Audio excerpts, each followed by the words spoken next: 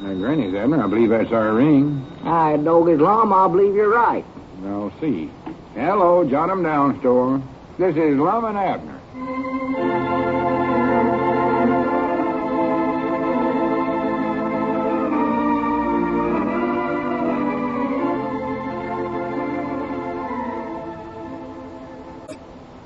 And now, let's see what's going on down in Pine Ridge.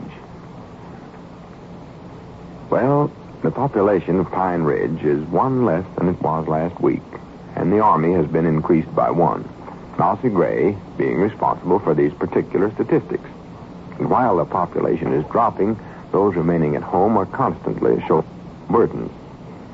As we look in on the little community today, we find Lum in the Jot 'em Down store and library, busily engaged in some literary pursuit, while Abner is out delivering groceries. Listen. Name two leading characters in Gilbert the Boy Trapper. Get 2 out of 3 on this. Oh, they cut down the old pine. We got 2 postcards at the post office this morning, Lum. Well, good. Dog, it's sort of cold out. Yeah, it is. Irish. What are you writing on there? Oh, nothing. Just a batch of questions. Questions? Yeah, they're for a radio program. I heard on the radio the other night. Oh. You send them in and get stuff. Oh. Who's the postcards from? Why, one of them's from Buford Adams over at Cherry Hill, and the other's from Mousy. Mouse? Yeah, Well, what does he say? Did he get inducted in the Army all right? I reckon so. Well, what does the card say? Well, yeah, I'm fixing to read. It says, Dear Lum and Abner, arrive safe. Good. Everything going along fine, except they can't find a uniform that will fit me. Oh, for pity's sake. Well, he never did have clothes to fit him. No. It wouldn't bother him. The quartermaster, what's a quartermaster, Lum? That's an office in the Army. He's, he's an officer. Oh, what does he do? He handles the quarters. Quarters? Yeah, he's in the finance department, I think. One of them handles the dollars, another the dimes, and he has charge of the quarters, I reckon. It's all done systematic, that way. Well, I ought to know. Sure. What's the matter with me, such ignorance? Well, what does it say about the quartermaster? The quartermaster must think I am a good soldier because he wants to transfer me already. Well, that's fine. Yeah. When he was measuring me for a uniform, he said he had half a mind to send me to Ripley's column. I knowed he'd make good.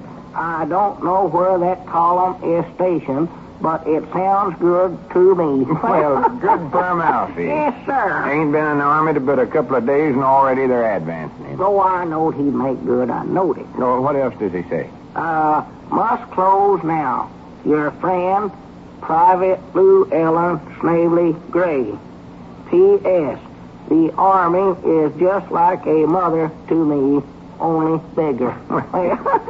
Good old Mousy. Yes, sir. Sounds just like he always did. Oh, ain't changed a bit. I'm glad to see his success in the Army ain't went to his head. Oh, well, Mousy wouldn't do that. He's a good boy, Mousy is. Who's the other postcard from? I said it's from Buford Adams. Oh, yeah. What does he want? Well, he wants me and Elizabeth to come over to Cherry Hill and visit him and his woman next Sunday. Wants you to come, too, if you want to. Well, it's thoughty of him to ask me, too. Yeah, I reckon I better call Elizabeth and tell her to start getting ready. Takes a woman 4 or 5 days to get ready for a trip, no matter how little it is. Well, wait, Abner. You can't go to Cherry Hill. Huh? How you going to get over there? Well, same as we always did. I reckon just get Cedric to get his car and drive us over there. Cedric can't go that far in his car, though. Oh, it runs pretty good, I know. All he's got's a A-book, though. Well, he can take his book along and read it. I don't care what he does, just so he drives us over there and back. I ain't talking about that kind of a book. Huh? I mean a ration book. One you use to get gasoline with. Oh. Cedric can't get enough gas to go to Cherry Hill. No, Doggy, that's right. I forgot about that. Let's see, who can we get then? Well, there ain't nobody you can get. That's unessential driving, as they call it. You mean we gotta stay home? Why, of course. Well, I do know. Fact is, I've decided to postpone a trip I sort of planning on myself. What trip was you planning? Going to Washington. Washington? Yes, sir. I know there's awful busy there, and I got a lot of problems to figure out, so I thought maybe me and you ought to go there and see if we couldn't help them out. Well, I never knowed you was aiming on doing that. Well, I was going to surprise you with it. I reckon we'll have to wait now. Dick Huddleston said we oughtn't to try to travel right now, holidays and all. Well, doggers, are we just going to have to sit home all the time now? Well, you know, Abner, I've been studying on this the last few days, and maybe that's a good thing. Good thing? Yes, sir. I believe it's going to be good for us, all us folks here at home, to stay home a while and learn how to enjoy the things we got. I think we'll all start being more friendly and getting better acquainted with our neighbors and all such as that. Well, I'm acquainted with my neighbors.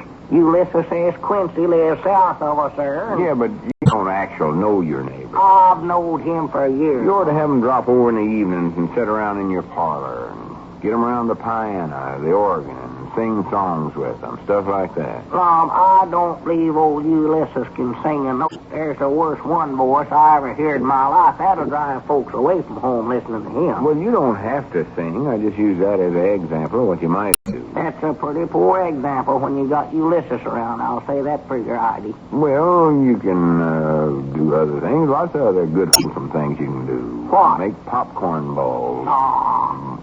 Parched peanuts and stuff like that. No. For instance, you can sit around and discuss culture subjects. Discuss what? High-class stuff. Literature. The classics. Science. Good music.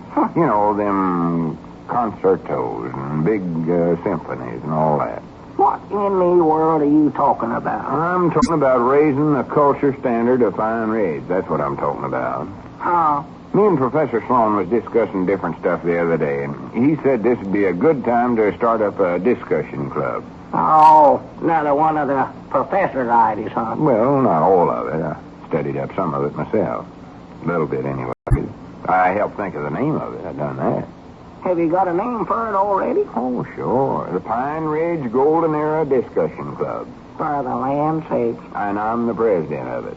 Law me, you mean you actually got it organized already? Oh, yeah, sure. If you're going to do something, get it done. I've always said that. Well, when does this here Golden Goose Club... Golden Era. Well, whatever it is, when do you have your first meeting? Tomorrow night. Tomorrow night? Yeah, over at your place. Huh? We figured that'd be about as handy a place as we could get for the first meeting. Nobody'd have to walk for her. And then Elizabeth's awful good at fixing up cocoa and sandwiches and such as Well, now, just a minute here, Lum. I don't know if I'm going to let you hold a meeting at my place or not.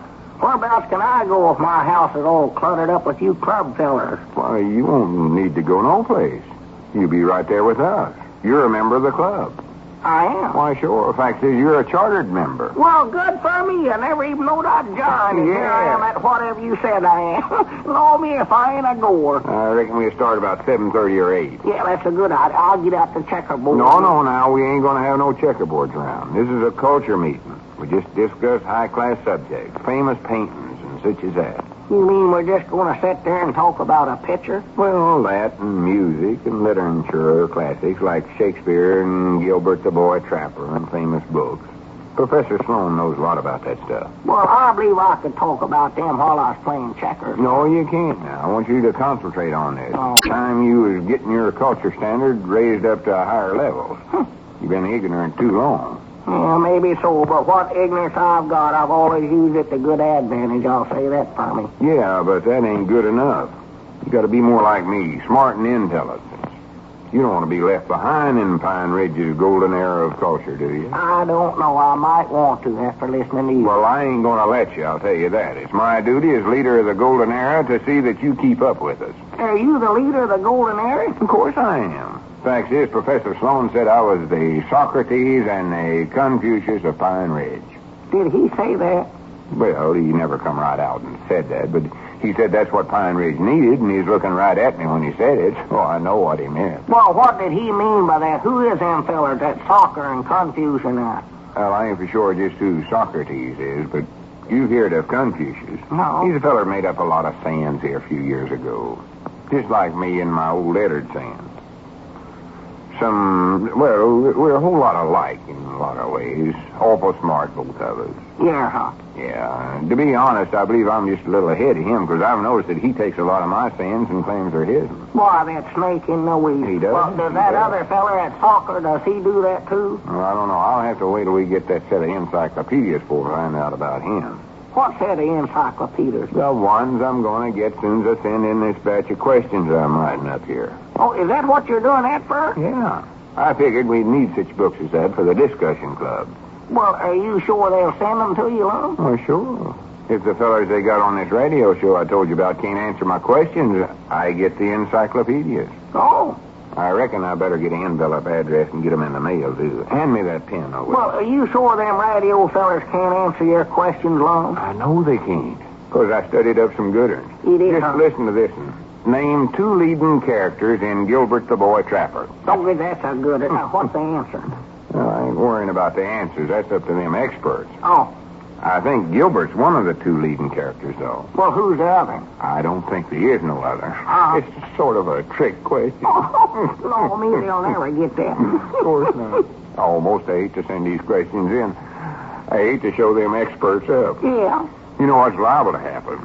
I'm liable to start something. Them fellas stumping them so bad that they'll begin sending me questions instead of trying to answer them themselves. Will they sure enough? Well, they might. Smart as I am and all. Let's see here. I'll finish addressing this. Yeah, what's the matter? Won't that pen right? No, the pen's all right. Granny, I wonder if there's some other show that's giving away encyclopedias. Well, what's wrong with that? Oh, nothing. Only thing, I'm supposed to address this envelope to information, please, but... But what? Oh, nothing. Well, what is it, Lum? Abner, have you got any ideas how to spell information?